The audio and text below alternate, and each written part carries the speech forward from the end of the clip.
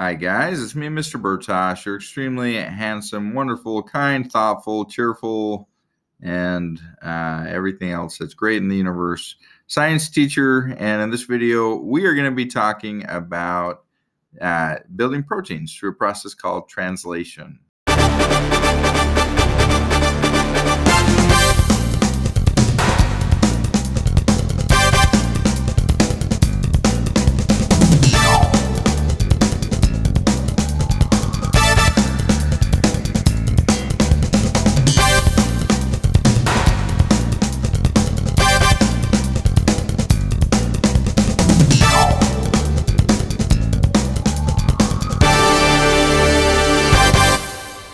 In another video, we learn about the process of transcription. Transcription is, to review very quickly because it's important for this video.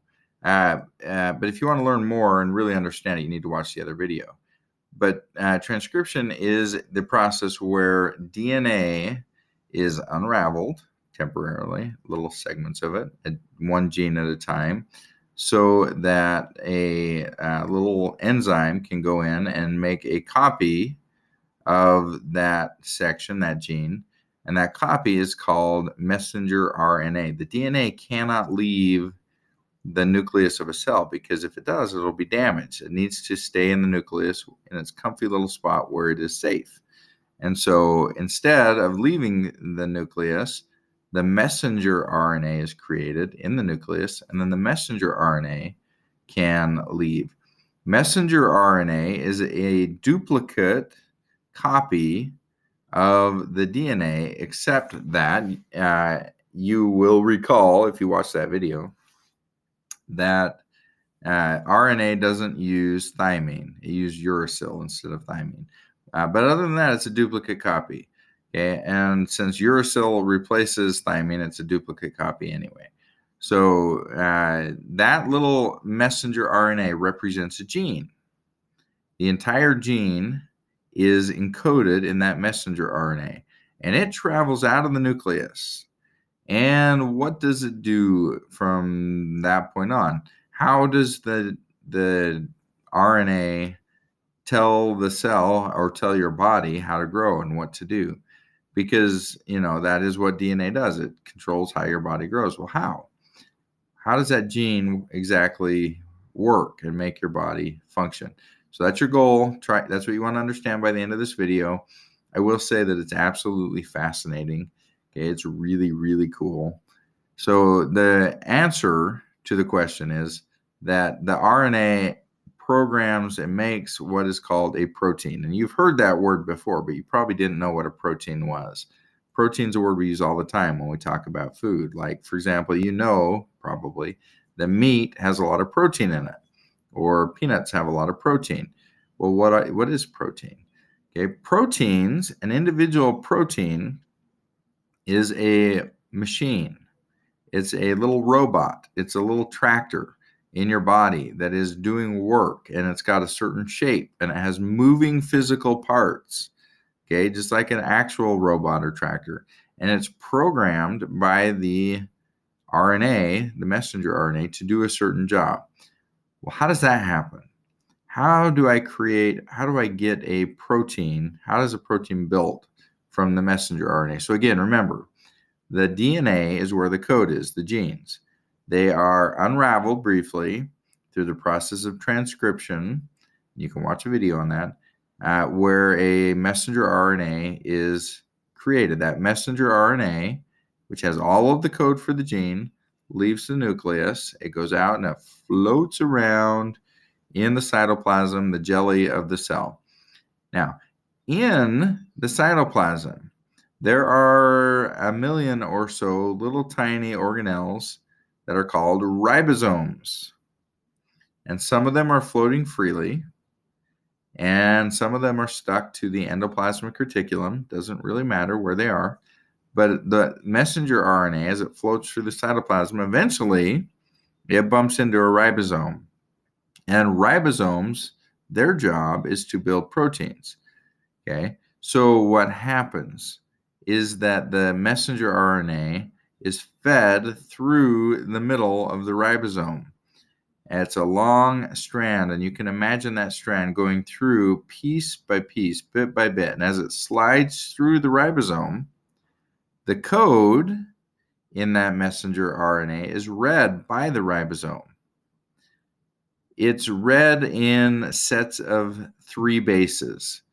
Okay, we call those bases codons. A codon is made up of 3 bases. So it doesn't really matter what they are, right? They could be any letters, but CAG or whatever, CCC, whatever. Okay, but 3 bases at a time make up a codon. As the messenger RNA goes through the ribosome, it reads the first codon, the first 3 letters, and that gives it instructions on how to build the protein, which I'll talk about in just a second. And then it goes on to the second codon, the next 3, and it follows that code, those instructions, and then it goes on to the next 3. Okay, so those codons they're a code that tell the ribosome how to build and program the protein. Well, how does that happen? So we need to talk now about another type of RNA called tRNA, Transfer Rna.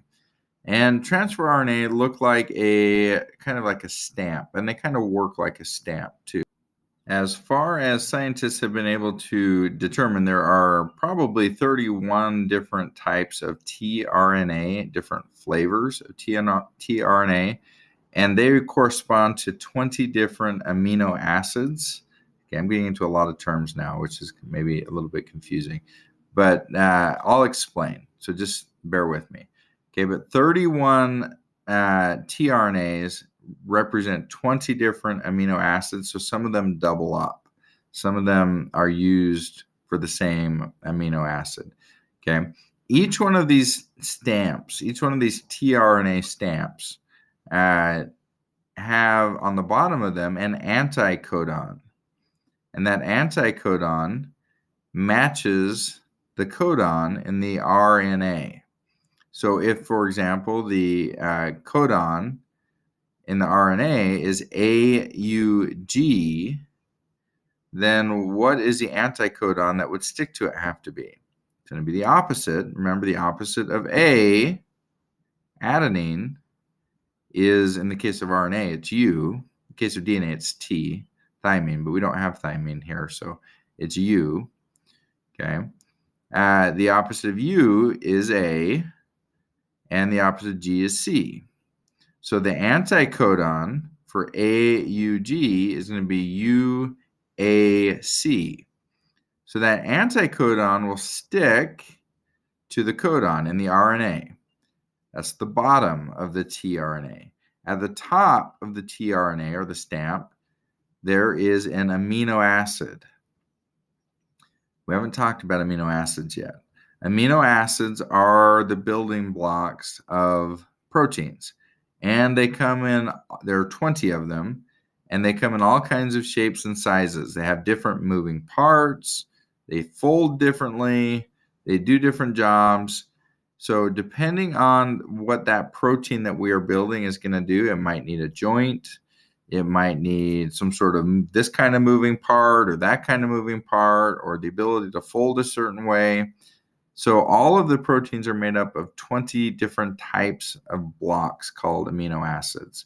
And the protein, they're put together in a certain way depending on how that protein is going to function. Just like if you were building something out of Legos and you needed it to be a certain shape, you're going to pick the Legos you want based on the shape that you want your final thing to be and the functions that you want it to be able to do. Okay. Well, the ribosome is doing the same thing. So the tRNA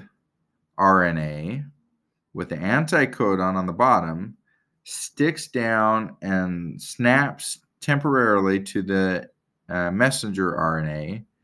The anticodons stick to the codons. And at the top of the tRNA, or the stamp, there is an amino acid stuck to it. And that amino acid is connected to the protein. And then that tRNA floats away and leaves the ribosome. And then the next one comes in. That matches the next codon. And it carries in the next amino acid or the next part of the protein. And it stamps into the messenger RNA. The codons stick to the anticodons. And at the top, the amino acid is connected. And then it floats away. And the next one. And we go through as the messenger RNA is fed through the ribosome, 3 bases at a time, that codon at one codon at a time. The tRNAs come in and they stamp in and they snap to the mRNAs. And at the top, the amino acid is carried in and attached. We call it a polypeptide, long sciencey word, but basically means a protein. They're attached to the polypeptide or the growing protein. And then when that messenger RNA is done, it floats out of the ribosome and it's done and it goes away. And it will actually be reused again by other ribosomes. Messenger RNA can be used over and over again. Okay, but that gives us now sort of a protein, except that it's a noodle right now. It's not folded up. It's just a noodle. It's long and floppy. So we have to send that protein off now to the Golgi apparatus, which is another organelle in a cell. And the Golgi apparatus takes the polypeptide or the protein and it folds it up, creates a 3-dimensional shape with moving parts that do whatever job that protein is supposed to do. And they do all kinds of jobs. Like insulin is a protein that helps to regulate your sugar in your body. Basically, everything that's happening in your body is being done by proteins. The proteins are microscopic robots, little tiny programmed machines that are doing little jobs based on the code that comes from the DNA, is sent out through the messenger RNA, which goes to a ribosome. The messenger RNA is fed through the ribosome. The little stampers called tRNA come in and they stamp onto the messenger RNA, and they bring the codons stick to the anticodons. And at the top, they bring in an amino acid, and they end up in the right order because they're stamping in the right order, the order that's on the messenger RNA. And they create a noodle, a polypeptide noodle. And that polypeptide noodle goes to the Golgi apparatus, which folds it into a protein and barfs the protein out into the cell. And then the protein from then on does its thing. It does its job unless it gets damaged. It's out there doing its job. Some of the medicines you take intentionally damage proteins, by the way. That's how they work. They bind to the proteins and they make them so they don't work anymore. They tear them apart or they get stuck to them. They change the shape. They clog them up. And that's how your medicines work. Many medicines change your proteins, alter your proteins so that maybe you have too many of a certain protein, or you don't have enough, so they add to it, whatever. That is the process, the amazing process of how your body works. I mean, you think about that. Think about how complex you are. You're sitting there now, and in your body, you have 100 trillion cells, and in each one of those cells, there's 1 million ribosomes, and they are actively making proteins, and you have an unimaginable number of these tiny little robot machines called proteins doing things in your body, building things and building you and helping to heal you and to do jobs that need to be done in your cells. It's really quite amazing. It's quite impressive.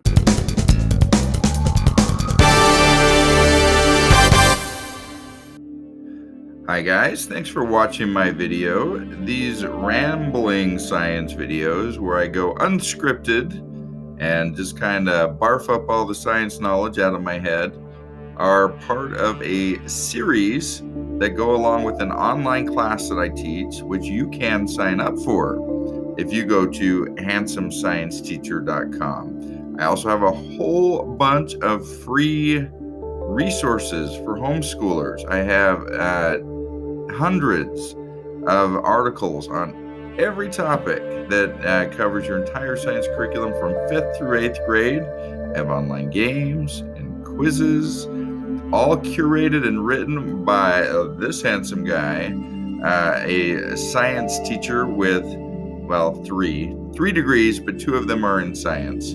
So it's targeted right to and directly to your science students. So sign up. Subscribe to the channel, and I release lots of videos. Also, in addition to these ones, lots of little short videos that are like 2 minutes long that cover science topics. Those ones you don't get to see my handsome face, but they're still good videos, and they're much more targeted, and those ones are scripted, so you don't have to hear me like you are right now going blah, blah, blah. The end. Subscribe. Thank you. Goodbye.